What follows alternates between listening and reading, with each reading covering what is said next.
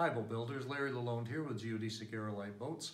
We're doing a series of videos on a bunch of different techniques, little things you can do on the boats. So we should be posting a few videos here over the next few days. And one of the common questions that we get is people will be looking at the videos, they haven't necessarily bought the plans, they haven't bought the kit. They want to learn about how to build the boats and they say, well, how do we get started? And we've never done a video on that and been kind of hesitant to do one because there's so many different ways to do it. I mean, the strong backs that I have here are not strong backs that you would build to build the boats at your house. The boats are all different, the spacing's different, the frames are different. So we're going to try and just give you a general idea about how the strong back works, how the process works, and how to get started. So we've got two strong backs here, and again, these things are huge. I've built boats from 7 feet to 18.5 feet on these strong backs. They're built specifically for this is one I use for prototypes, that's the one I use for stock boats. And the concept is the same. If you have your set of prints, this is a set of prints for a Snowshoe 16, and you can see that it's got the strong back here. It's got the strong back here. Another picture of the strong back, and there's instructions on how to build a strong back. So there's any number of ways to do it. I've done it. These are 3/4 inch MDF. They probably weigh over 100 pounds a piece. I've used a piece of 2x8. I've used a T-type. That up there in the rafters. That's my strong back for my guide boat. You can see that's a T-type construction. So there's any number of ways to do it. The basic idea is you're going to build something that's light and movable. The whole idea that when Platt designed these boats was you could build them in your garage or your living room or wherever, and to get them out of the way, you just pick them up and move them. These are not movable. So build what you feel comfortable with and what works for you. But the basic concept is going to be the same. And the idea is that you want to get the center line. You're going to attach the stem and the stern to the strong back.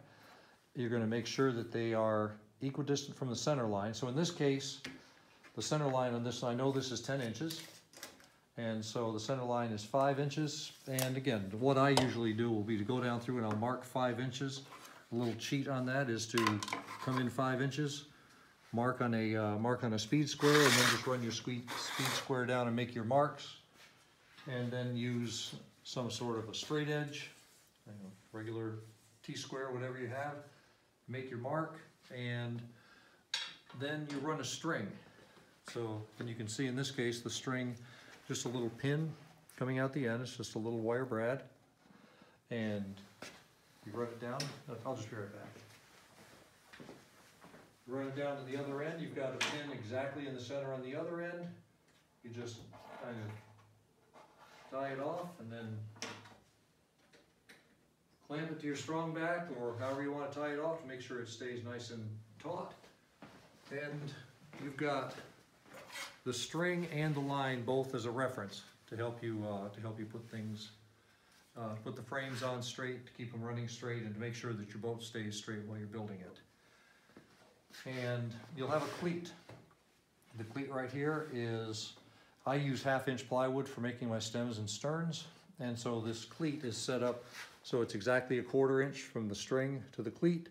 So when I clamp a piece to it, the piece is going to be dead center over the string, dead center over the center line. And that's how you start your boat straight. So what we've got over here is a strong back that is sort of set up. It's just temporarily set up. And we're trying to show you the basic technique. This is a rough cut stem, and you can see this is a cleat. It's a different type of cleat block. This one has cleats all the way down for doing different size boats. And so what you do is I don't know if you can come around over here, Doug. You can see you drill a hole in it, you screw this into your cleat, and then you want to make sure that it's just dead square. And in this case, I had to put a little paper shim right there to make sure that it was just dead square, because if you don't start it square, it's not going to end up square. Then you go to the other end, do the same thing on the cleat down. Not enough room to work, I should have gone down the other side. That's okay, just stay there. Do the same thing down here, you screw it into the cleat, go ahead and make sure it's dead square, And then you start putting on the frames. And these are just clamped, just so we can show you how to do it. And when you're putting the frames on, when you're building them, your instructions will tell you to put a notch dead center. You see this is the center line going down through. There's a notch. So they all have a center line and a notch. And mine are set up, these are set up for bolts, because I do have bolt holes down through here for doing different boats. So some of them are drilled for bolts, but they're also drilled for screws, so that I can move it around and modify the shape of the hull. Most important thing is to get them square. So like if you got it at that angle right there, make sure it's over your string. Put your speed square on there. Get it nice and square over your string. Make sure it's square over your center line as well. And then clamp it down good and tight. Shoot your screws through there. Move to the next station. Do the same thing. You can see this one isn't square. We get it squared up. You make sure that it's over the string, over the center line. Get it going. Go to the next one. Do the same thing. You can see we've moved the string. So that's why the string and the center line are important, is to make sure you've got both for a reference. Get it squared up. So get all your frames put in place. Get them nice and square. You got the stem on this end, and the stem on the other end. Then you run your keelson, and the first thing you do is to run your keelson. Make sure that it's flush against these. Make sure that it runs down the center of all of your frames. And then you'll glue your keelson to the stem. Glue the keelson to the stem down there. And then you'll go through and you'll zip tie it to all these different frames after you've attached them to the strong back. And that's where you start building the boat.